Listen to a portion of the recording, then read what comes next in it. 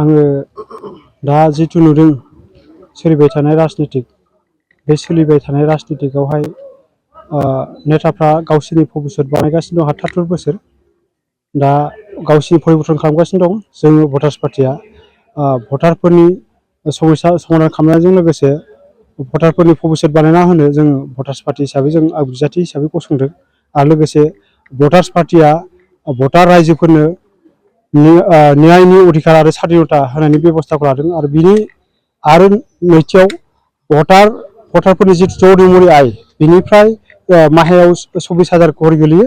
साफ्रोमबो भटारा हिनजावफ्रानो जा हौवाफ्रानो जा भटारफोरनि मुल्यआ समान गासैबो जाथिनियानो बेनि आधा अंक 24,000निफ्राय मास मोनफ्रोमबो 12,000 खरि होनायनि बेबस्थाखौ लादों जाहाथे बेखार जेंनाखौ 42 नं बाक्सा समस्तिनिफ्राय गेलेदों।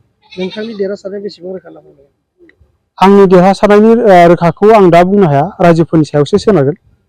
जिहेतु बेवहाय बिपिएफ आरो इउपिपिएल गोहोगोरा पार्टि दङ, बिथांमोनजों जुजिनायाव नोंथांनिया माबायदि जागोन बायदि?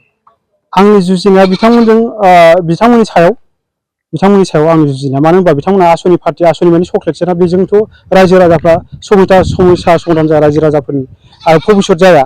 मानो होनबा बे गोजाम एजेन्डाखौ बारनो थाखाय दा भटार्स पार्टिया आग बारायदों। बे बयबो रायजो राजाफ्रा बे भटार्स पार्टिखौ मदद होनांगौ, देरहासार होनांगौ। आंनि बुंनांगौखिनिया बे एसेनोसै।